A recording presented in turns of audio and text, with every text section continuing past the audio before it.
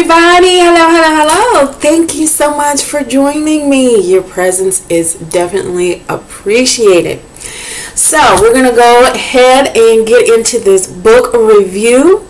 I will be reviewing the book called A Virtuous Woman by Kaye Gibbons. And that is the book cover. Okay. Let's go ahead and get into this book review, okay? This book involves a woman named Ruby. She was from a family that owned land, but she ran off with the help a lowlife named John. Okay? Ruby and John getting together soon proved to be disastrous. John, he was a no good something, and he didn't deserve Ruby at all. Okay? John and Ruby were what I would call land worker hoppers. They pretty much went from land to land owned by other people and worked that land. They either worked it for a place to stay, meager wages. But that was something in this book that it was kind of like a time period where there was landowners and then there was land workers, and Ruby and John found themselves as land workers, even though Ruby came from a family of land owners. Okay, so Ruby was not intended to live this life. But when she chose to succumb to John's, well, what do they call it nowadays? Game. So John had some game, and Ruby wanted to play the game. And so she ran off with John. They lived in not so great living conditions, working the land of other people. Ruby had worked in the fields like everybody else, and then she also was the house help, and John worked out in the fields. So that was kind of their life for a little bit. And John was not a good husband in many ways, and Ruby tried to be the best wife that she could under the circumstances of how their life was shaping up to be. They landed on the property of a couple, Burr and Tiny Fran, when life changed for the both of them. While at this location, there was a land worker named Jack.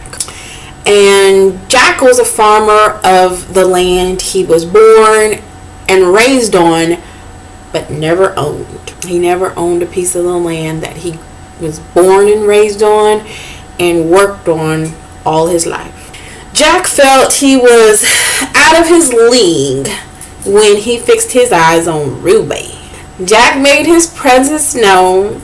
His game was not that great, but he mustered up the courage to make his presence known to Ruby anyway.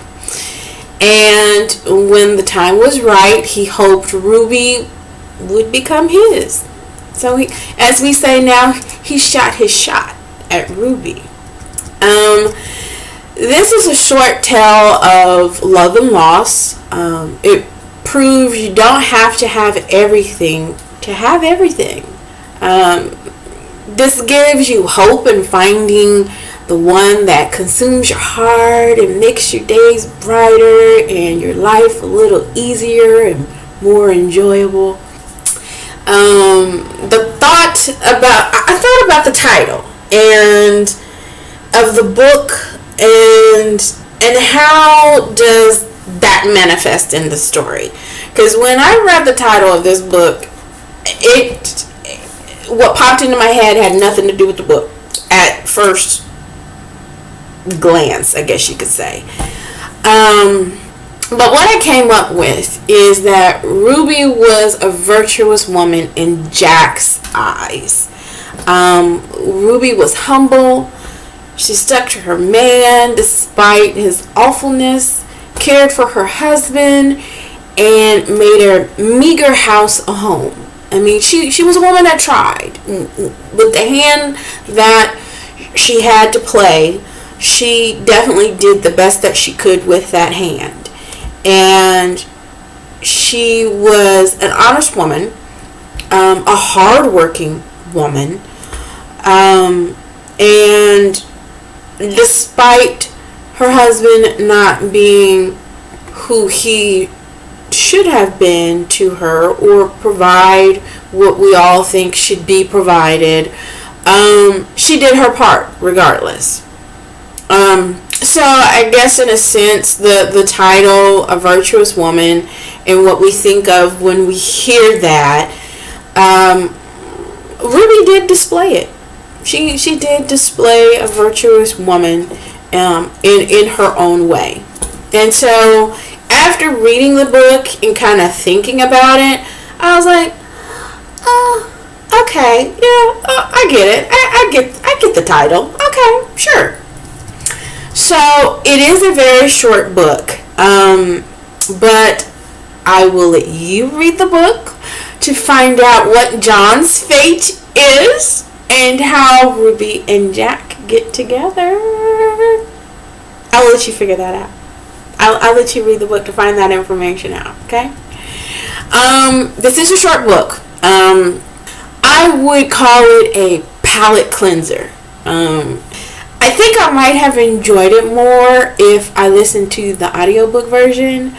I think if I heard the southern twang and someone kind of acting it out, I think it would have brought the book more to life for me.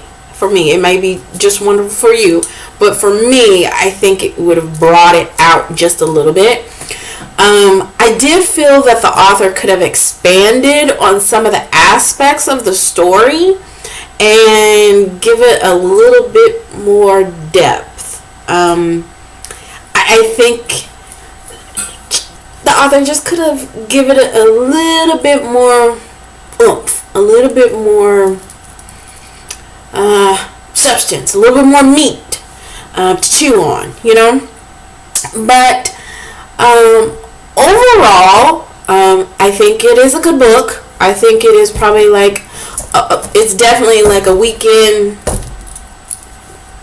done kind of book. It's not going to take you very long at all to read.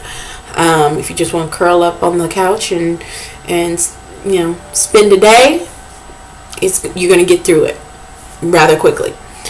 I give this book a 3 out of 5, and the reason I gave it a 3 out of 5, because usually most books so far have been getting 4s, and so I'm going to give you a little explanation of why I gave it a 3. I gave it a 3, one, because again, I think it could have had a little bit more meat to it. I think the author could have expanded on some of the aspects of the story, which would have made it a better story. I'm not talking about, it had to have more drama or more. I think the book in itself is a good book. I just thought that it could have had a little bit more depth, a little bit more meat to it. I think the author could have pulled a little bit more into it. If you've read the book, comment your thoughts. But until next time, keep turning the pages, my book lovers. See you next time.